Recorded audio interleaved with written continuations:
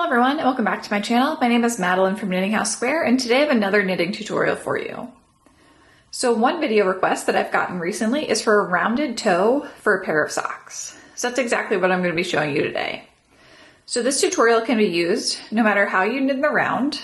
If, for instance, you knit in the round using magic loop, how it's shown here, or if you use double pointed knitting needles, you can still use this tutorial. And I'll explain the differences as I go through the tutorial.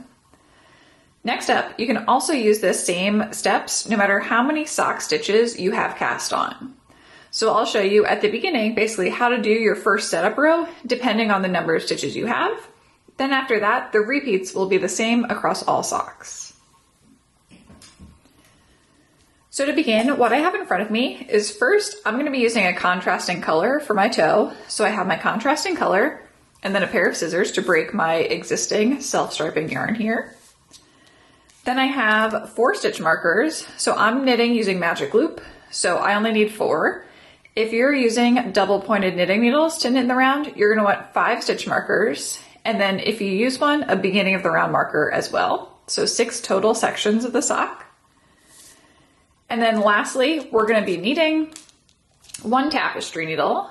So what's nice about these kind of rounded toe socks is that you don't actually use Kitchener stitch up here at the toe. We're just going to thread the remaining yarn through the last few remaining stitches. So it makes it a little bit easier than Kitchener stitch. Now the first thing I need to do is I need to figure out how many stitches I need to decrease for my first setup round. And this will depend on the number of stitches you've cast on for your sock. So the goal here is you want to be able to divide your sock into 6 even sections. So in order to do that, we need to have a number of stitches that is divisible by 6. So if your number of stitches is already divisible by 6 and there is no remainder, you can actually just skip right on to the next step. I have a number of stitches that is not evenly divisible by 6, so I have 68 stitches cast on right now. So if I divide that by 6, I end up with 11 and then a remainder of 2. So what I need to do for this first decrease round, or the setup one, is I need to decrease 2 stitches. So I'm going to decrease once on my first half of the stitches, then I'm going to turn my work and decrease once on the second half of my stitches. Then once I finish that setup round, then I'll have exactly a number of stitches that is divisible by 6. So I'll have 11 stitches 6 times all the way around. Now let's say instead I started off with 70 stitches. So if I divide 70 by 6, again, I end up with 11, but now I have a remainder of 4.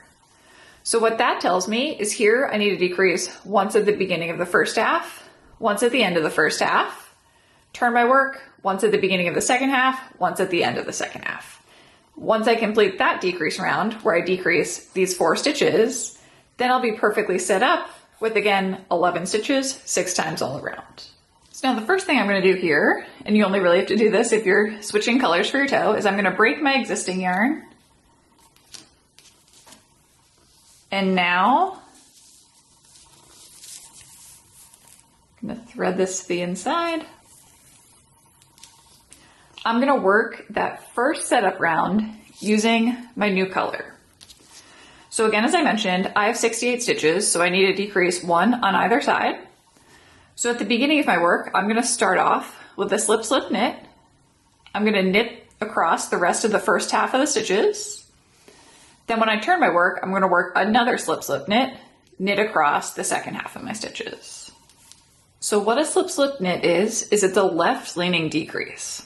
So what that means is I'm going to be turning these 2 stitches into just 1 stitch, and the 1 stitch that remains is going to be tilted towards the left. This is essentially the opposite of a knit 2 together. A knit 2 together is a right leaning decrease. So when you knit the 2 stitches together, the decrease leans towards the right. So to work a slip, slip, knit, I'm going to slip my first stitch as if to knit, but I'm not actually working it. Then I'm going to slip my next stitch as if to knit, not actually working it. So all I did there was I twisted the 2 stitches. Now I'm going to pass them both back over to my left knitting needle. And now you can either leave your knitting needle where it just was, going back behind, or if it fell out, just take your knitting needle and go back behind into both of those stitches at the same time. Wrap your yarn around, or in this case, join your new color of yarn, and then pull that loop through both the stitches. So now we just turned both those 2 stitches into just 1. Now I only need to decrease 2 stitches total, so I'm going to continue knitting across my first half of the stitches.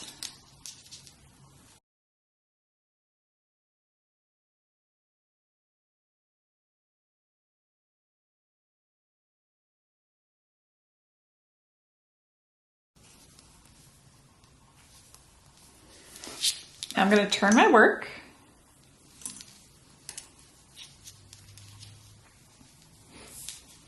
And again here, I'm going to work a slip. So I'm slipping the first stitch as if to knit, slip the second stitch as if to knit, pass them both back over to my left knitting needle, knit them together through the back.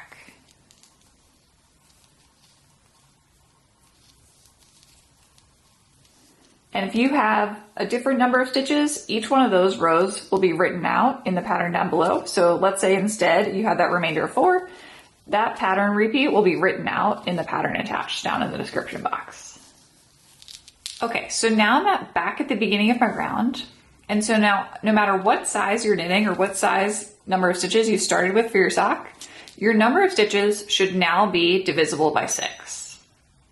So if I take my 66 stitches that I currently have, divided by 6, I get 11. So that's going to be how many stitches I want in between each stitch marker. So now I'm going to work across one round, and I'm going to place a stitch marker every 11 stitches. So because I work magic loop, I can basically only put one stitch marker after the first 11, then after the second 11. I can't do after the third 11, right? Because that's just going to be basically in between the 2 knitting needles. But I can then do 2 more on the back, and then again, I would kind of have the beginning of the round, which is just right over here at this inner corner. So that's why I only have 4 stitch markers for this method. But again, if you're working on double pointed knitting needles, you just want to place your stitch markers evenly spaced out throughout the full sock so that you've basically 6 sections with the same number of stitches.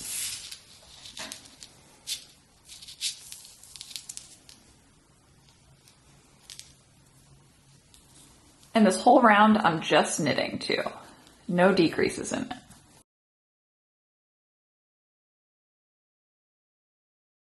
So I now have my sock divided into those 6 even sections.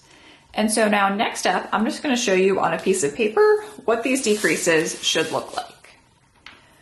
So if we just look at our first 3 repeats, right? So this is kind of like the bottom side, or you could have it as the top side. You could really start these on either side of your sock. Right, we're gonna have 3 repeats on one side of our sock, or like the top half, 3 repeats on the bottom half. So when I space it out, right, let's say, right, we knit going from right over towards left. So then I have my first stitch marker, then I have my second stitch marker, and then basically I have either my third stitch marker or the halfway point.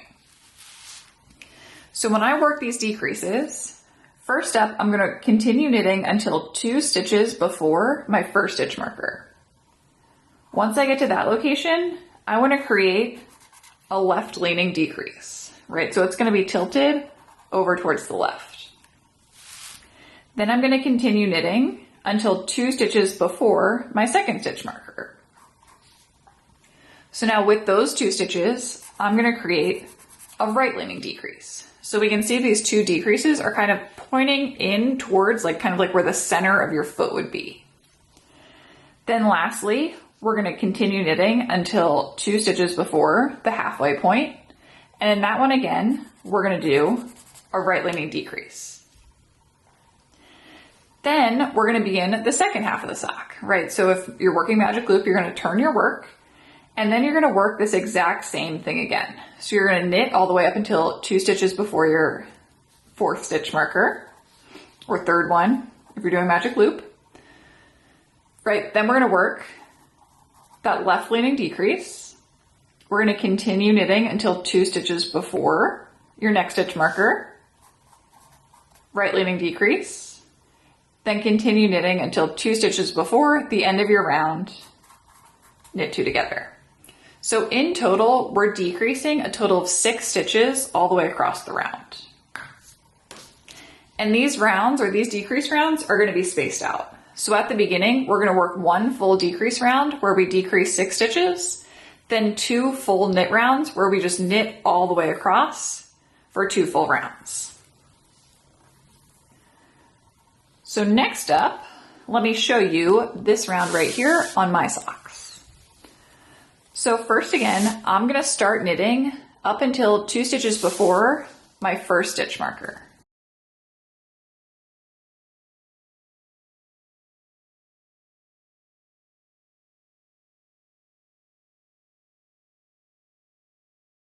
Now I'm going to work a slip, slip, knit. So I'm going to slip my first stitch as if to knit, slip my second stitch as if to knit. So I just twisted them both.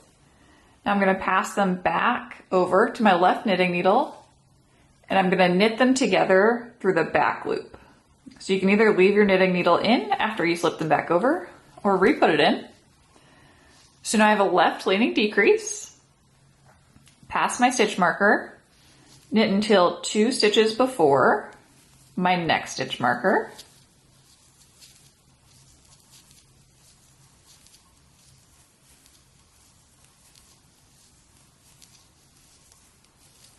Now I'm going to work a knit 2 together. So the knit 2 together, I'm just going to take my right knitting needle point into the base of the next 2 stitches as if I'm knitting them. So I just went through both of them at the same time, wrap my yarn around, pull through, pass my stitch marker again, and now I'm going to continue knitting until 2 stitches before my halfway point, or if you're working in the round, before your next stitch marker. Now again, I'm going to work another knit 2 together.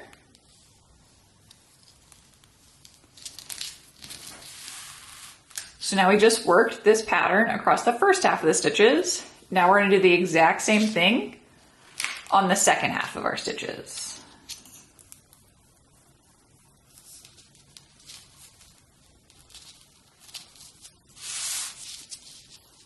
So I'm going to knit up until my next stitch marker, or 2 stitches before it.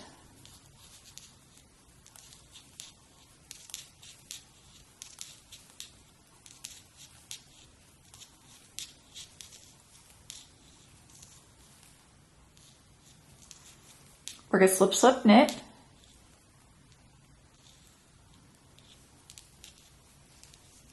Pass my stitch marker. Knit until 2 stitches before my next stitch marker.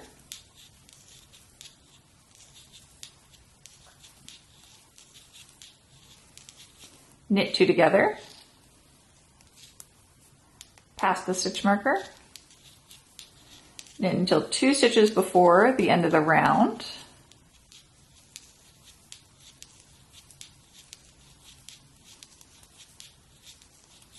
Knit 2 together.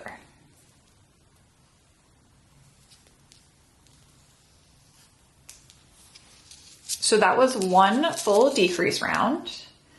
And so I've decreased 1 stitch in each one of those 6 sections, or a total of 6 stitches decreased. So right now my knitting needles, right, I had started off with 66 stitches. Now I'm down to 60.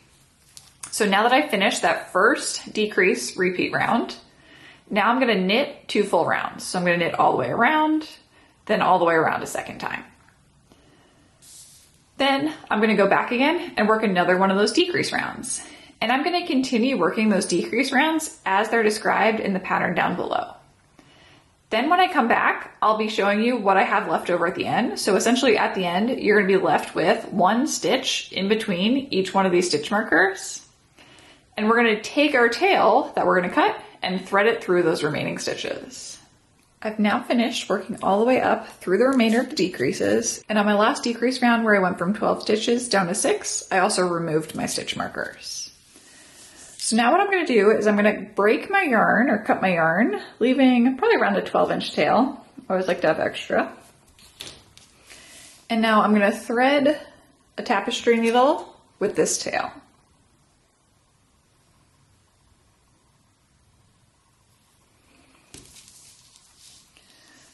Starting with the next stitch that I would have knit, so the first one on this front knitting needle for me, I'm going to slide each stitch off my knitting needle and onto the waste yarn.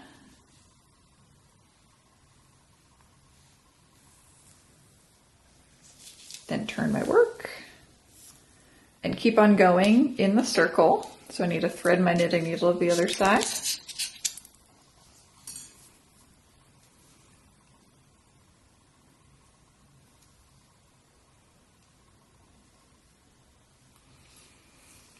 I've gotten all 6 of those stitches. And now what I'm going to do is I'm just going to thread this tail to the inside of my work.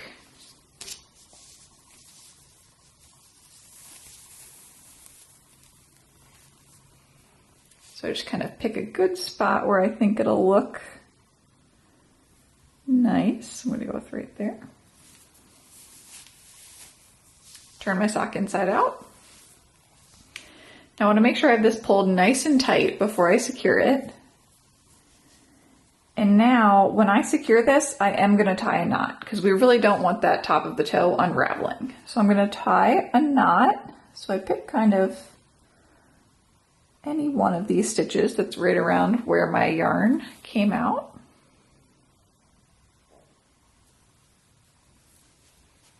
And I'm going to tie a double knot.